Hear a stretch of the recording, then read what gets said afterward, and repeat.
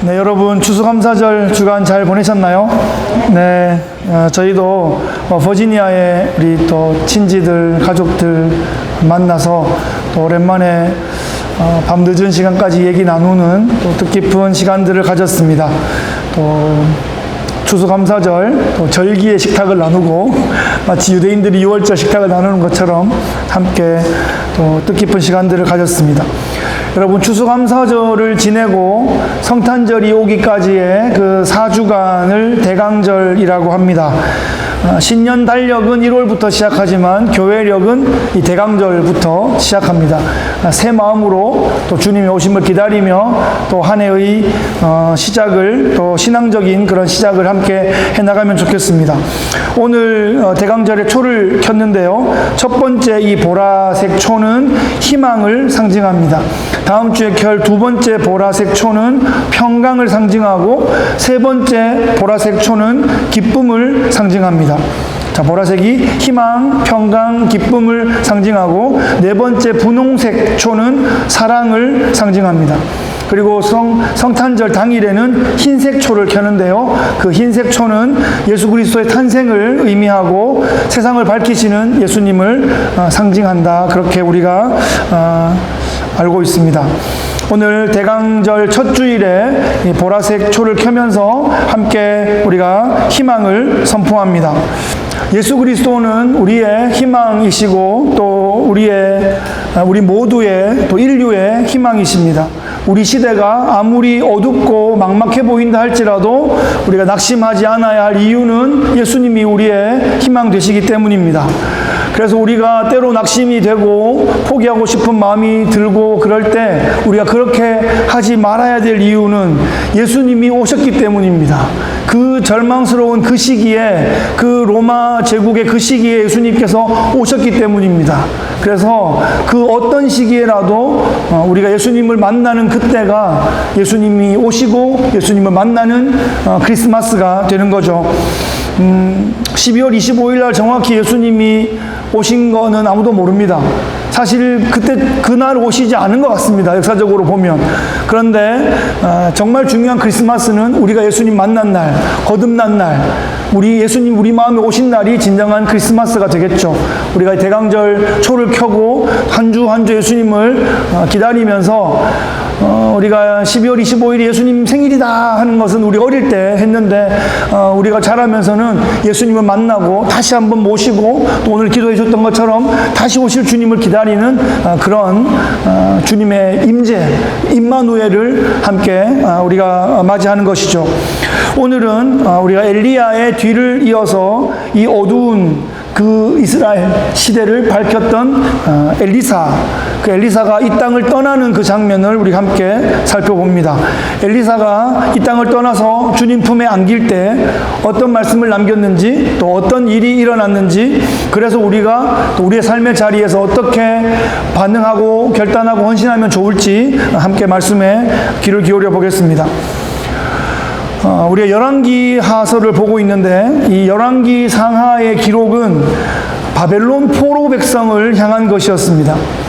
바벨론 포로로 와 있는 백성들이 우리가 왜 포로로 와 있는지, 우리의 조상들은 누구였고 그 조상들이 어떤 상황들이 있었기에 우리가 이렇게 포로에 왔는지, 또 그리고 이 포로에서 우리가 회복될 텐데 포로에서 회복되면 어떤 마음으로 살아야 할지, 그런 것을 이 열왕기서에 기록해 준 것입니다. 이 열왕기서의 기록은 다윗의 죽음, 그 이후에 솔로몬의 그 왕정의 통치부터 시작되어서 남북 이스라엘과 남유다가 나뉘어지고 각각 아수르와 바벨론에 망하는 이야기까지 기록되어 있습니다. 그래서 망하는 기록을 우리가 보는 것은 다시 망하지 않기 위한 것이고, 시험 칠 때 공부를 잘하는 사람은 틀린 문제를 또 공부합니다. 다음에 안 틀리려고. 그런데 공부를 잘 안 하는 사람은 맞춤 문제를 보고 흐뭇해합니다. 그리고 다음에 또 새로운 게 나오면 또 똑같은 게 또 나와도 또 틀리고 하는 거죠. 그래서 이 성경에 이렇게 많은 실패의 기록이 있는 것은 이것을 오답 노트 삼아서 우리의 삶을 계속하여 개선해 나가고 변화시켜 나가자는 것입니다. 그래서 우리가 이스라엘 백성들을 보면서, 남유다 백성들을 보면서 막 이렇게 막 웃고 막 그러면 안 되고요. 예수님 제자들을 보면서 아이고 쯧쯧쯧 하면 안 되고, 우리의 모습들이 반영되어 있다 생각하고 계속하여 개선해 나가야 하는 거죠. 이 기록이, 열왕기의 기록이 400년 정도를 커버하는데 그 중에 엘리야, 엘리사가 80년 정도입니다. 그런데 그 기록이 3분의 1 정도 돼요. 그리고 더구나 이 엘리야와 엘리사는 남유다 사람도 아니에요. 북이스라엘 시대 때 아합 왕과 그 아들과 그 아들 때 사역했던 사람들인데, 그 기록이 이렇게 남유다 포로민들에게 전해진 그 이야기의 많은 부분을 차지하고 있습니다. 그것은 성경에 있는 기록은 한 단어도 한 줄도 필요 없이 기록된 것이 없습니다. 그죠? 그러니까 엘리야, 엘리사의 이야기도 오늘날 우리에게도 너무나 유용하고 필요한 말씀이고, 대강절 첫 주일에 또 우리가 엘리야, 엘리사 시리즈를 지금 엘리야 6번, 엘리사 6번 해서 12번을 하고 있는데, 오늘 엘리사 이야기를 마치면서 엘리사의 죽음 이야기인데, 이것이 우리가 희망의 초를 켜면서 대강절 첫 주일을 맞는 이 주님의 오심을 사모하는 절기에 또 적절하다, 이렇게 믿고 함께 이 말씀을 나눕니다. 엘리야는 사역한 지 25년 만에 아주 극적으로 회오리 바람을 타고 하늘로 올라갔습니다. 불말과 불병거가 막 하늘을 막 이렇게 움직이면서 막 호위하면서 그렇게 엘리야를 승천하는 데에 그렇게 에스코트를 했습니다. 엘리사는 그 이후에 엘리사가 기도했죠. 갑절의 영감을 주옵소서. 그죠? 그 갑절의 영감에 몇 가지 의미가 있다고 말씀드렸죠. 장자가 갑절을 받기 때문에 장자의 그런 은혜를 달라는 기도이기도 하고, 실제로 엘리야가 떠난 다음에 더 힘들어질 수 있는 이 시대 가운데 제가 2배로 사역하게 해 주십시오. 더블 스페이스로 사역하게 해 주십시오. 네, 사역도 뭐 그만큼 했을 것 같은데, 일단 기간 자체가 25년과 50년, 2배로 사역을 하게 되었습니다. 그런데 이제 엘리사의 사역의 50년 사역 가운데 초기에 좀 집중되어 있고, 한동안은 기록이 없습니다. 기록이 없는 그 시대에도 엘리사는 맡은 사역을 계속 잘 감당하고 있었을 겁니다. 여러분, 우리의 오늘의 이 예배가, 또 우리의 내일의 삶의 모습이 카메라에 찍히지 않아도, 신문에 나오지 않아도, 텔레비에 나오지 않아도, 그죠? 우리는 성실하게 우리 삶의 자리를 살아내고 있고, 하나님 우리를 주목하고 계시고, 천국의 천사들과 또 많은 신앙의 선배들이 우리의 모습을 보고 이렇게 박수치고 응원하고 기도하고 그러고 있을 줄을 믿습니다. 네, 세상 텔레비 안 나온다고 섭섭해하지 마시기 바라요. 너무 많이 나와도 좋은 거 없는 것 같아요, 요즘 보니까. 네. 자, 여러분, 사람들이 알아주는 거에 관심이 있다면, 이 지금 엘리사의 오랜 기간 기록이 없는 시기는 그러면 실패한 시기인가? 그렇게 생각할 수 있지만 전혀 그렇지 않다는 것입니다. 하나님께서 엘리사에게 맡겼던 그 사역을, 그 사명을 성실하게 감당했으면 엘리사의 사역은 성공인 것이죠. 9장에서 멈춘 이 엘리사의 기록이 그 다음부터 왕들의 이야기만 나오지 않다가 13장에 다시 등장하는데, 이 엘리사는 죽을 병이 들어서 병상에 누워있는 모습입니다. 천하의 엘리사도 떠납니다. 이 땅에 있는 모든 인생들은 떠난다는 거죠. 떠날 때가 있다는 것입니다. 그래서 지혜 있는 사람은 떠날 때를 생각하며 살아야 합니다. 떠날 때를 위하여 살아야 한다라고 볼 수 있습니다. 그것은 우리가 있는 자리에서 뿐 아니라 우리가 살아가고 있는 이 삶의 자리에서 마찬가지입니다. 떠날 준비를 하며 살아야 합니다. 떠날 때까지 잘 살아야 합니다. 안 떠날 것처럼 사는 사람은 어리석은 사람이죠. 떠날 때가 되기 전에 떠나려고 하면 어찌 보면 더 어리석습니다.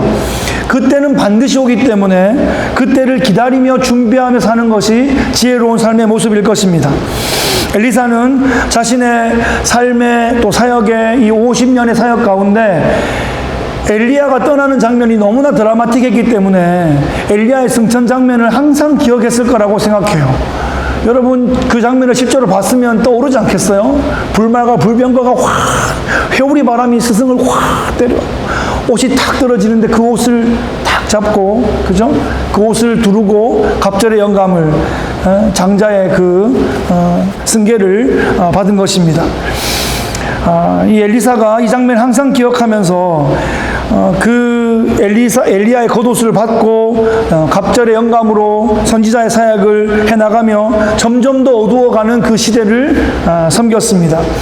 어쩌면 엘리사도 자신의 삶의 마지막에 스승님처럼 그렇게 불말과 불병거의 천군 천사 호위를 받으며 회오리 바람으로 멋있게 승천할 모습을 꿈꿨는지 모르겠어요. 그래서 기도했는지도 몰라요. 그런데 그렇게 되지 않고 50년 2배로 사역한 다음에 병상에서 하나님 품에 안기고 있습니다.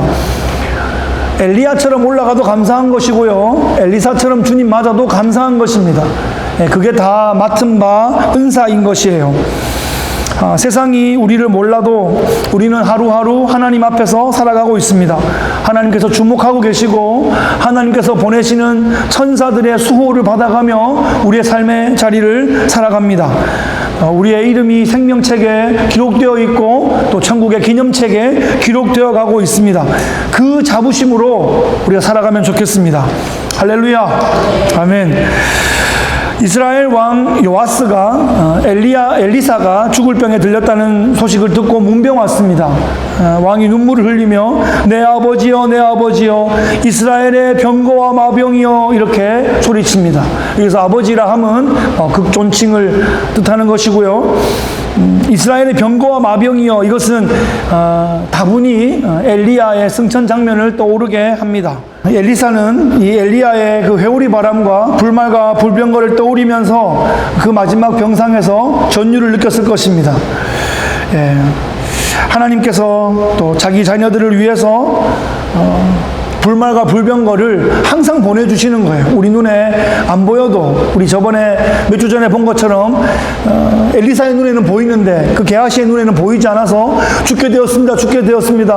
눈을 잠시 열어주자 그 아람 군대 포위하고 있는 그 위에 산 위로 꽉 차 있는 하나님의 천군 천사를 영적으로 보여주시는 거죠. 지금도 우리가 그런 영적인 눈을 뜨고 그런 영안이 열려서 천군 천사가 우리를 호위하고 있음을 날마다 확신하며 살아가시기를 축복합니다. 아멘. 저는 가끔씩 그런 꿈을 꿉니다. 그런 생각을 합니다. 그런 비전을 품습니다. 이렇게 천군 천사 호위를 받으며 천성에 쫙 입성하는 그런 생각을 합니다. 그 생각의 연원이 어디일까를 좀 되짚어 보니까 1987년도에 제 아버님이 섬기시던 교회에 어떤 장로님이, 그때는 집사님이셨는데 간증 집회를 오셨어요. 아주 지금은 한때 한 20여 년 동안 한국에 가장 많이 천국과 지옥 간증을 하셨던 박영문 장로님이란 분이에요. 그분이 86년도에 그 일이 있었으니까 1년 채 못 됐을 때 저희 교회 방문을 하셨었는데, 그분의 그 천국 지옥 간증이 그 어린 중학교 1학년 제 마음에 확 들어와서 오랫동안 지금도 생생하게 제 마음에 남아 있습니다. 아주 짧게 요약해보면, 자기가 이제 술 좋아하고 또 능력이 없고 그래서 이제 부인이 이혼을 요구하고 처가에 있는 모든 사람들이 그 이혼을 지지하는 그런 상황이 되었어요.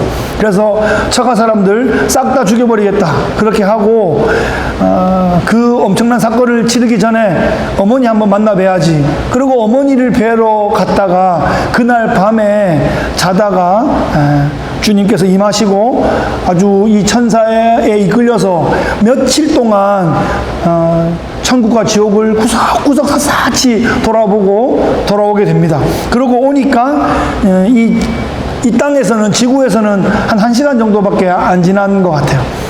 그래서 이 영적인 세계와 이 땅은 시간이 좀 다르게 흐르는구나, 이제 그런 것은 어릴 때 그렇게 생각했고요. 정말 그 장로님의 간증을 들으면서 천국과 지옥을 확신하게 되었고, 그분이 그 이후로 20여 년 동안 일주일, 그러니까 1년에 한 2, 3일 정도만 쉬시고 30년 동안 수천 수만 교회를 다니시고 그냥 월화수목금토 월화수목금토일 월화수목금토일을 그렇게 30년 동안 하신 거예요.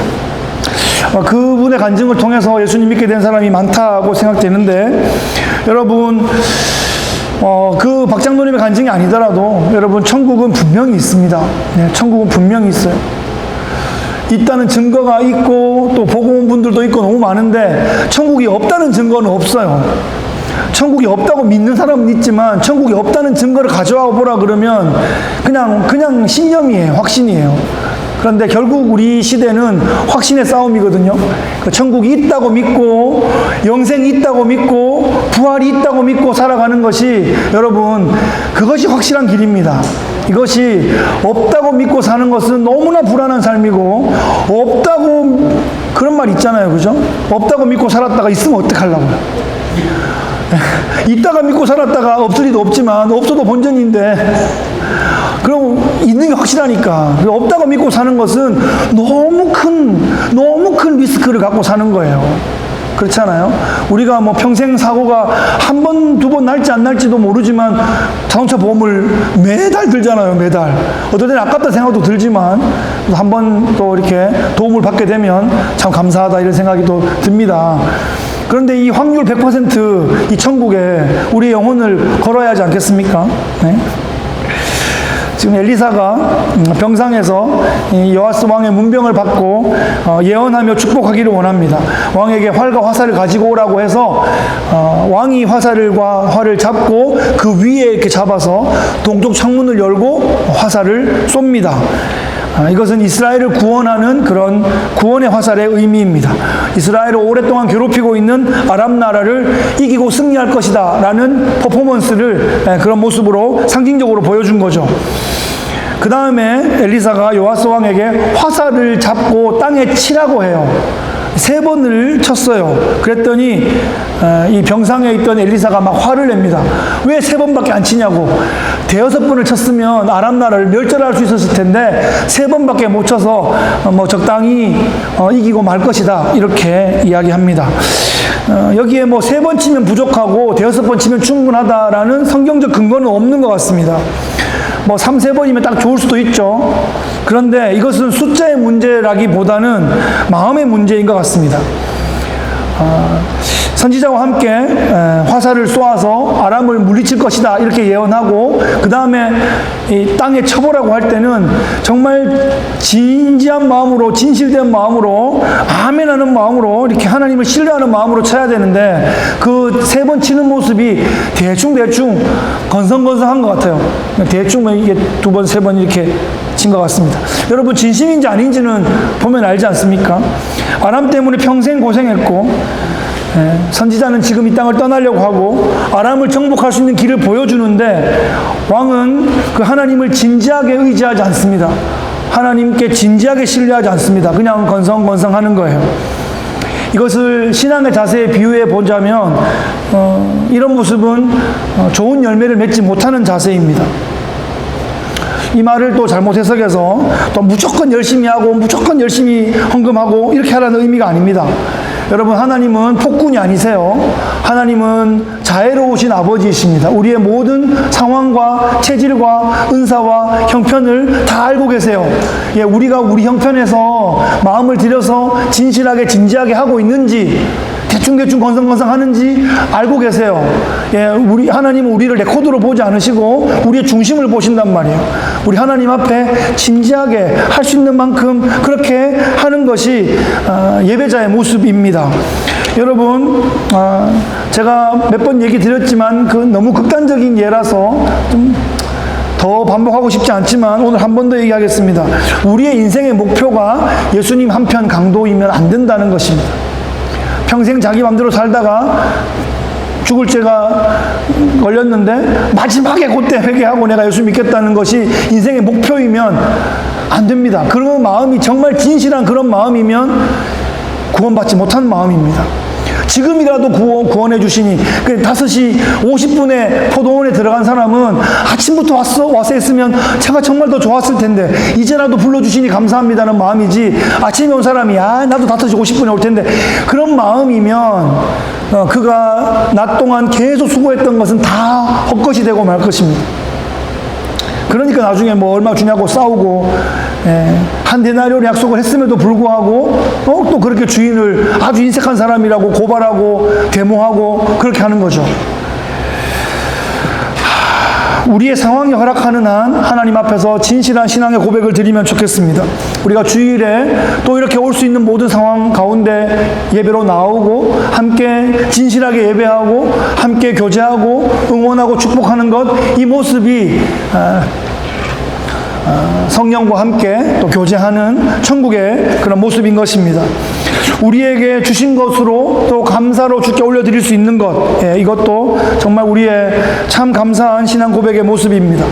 아직 책을 읽을 수 있는 시력이 있을 때 성경을 읽는 것, 소리내어 읽을 수 있는 것, 하루에 또 찬양과 함께 또 하나님께 우리의 고백을 드릴 수 있고 기도할 수 있는 것, 이것 우리가 할 수 있는 것입니다.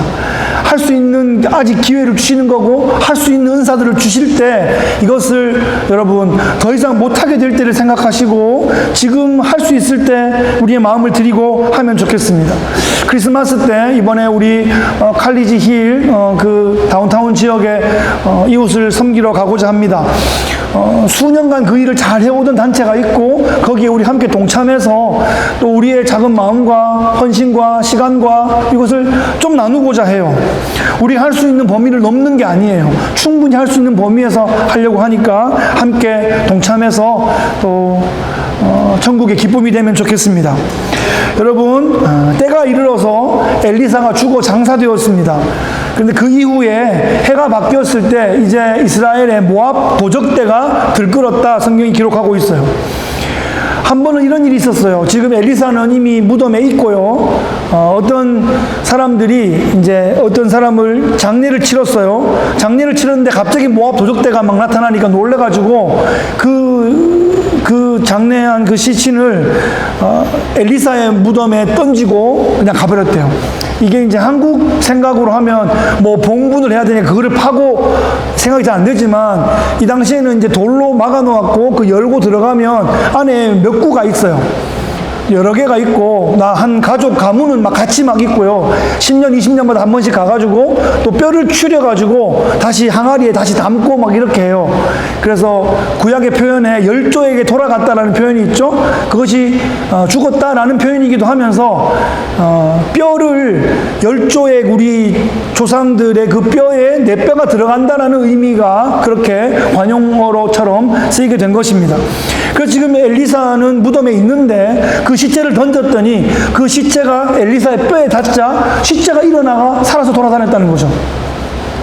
이거를 뭐 과학적으로 설명하려고 성경은 애쓰지 않아요. 그랬다라고 그냥 기록하고 있습니다. 기적이죠.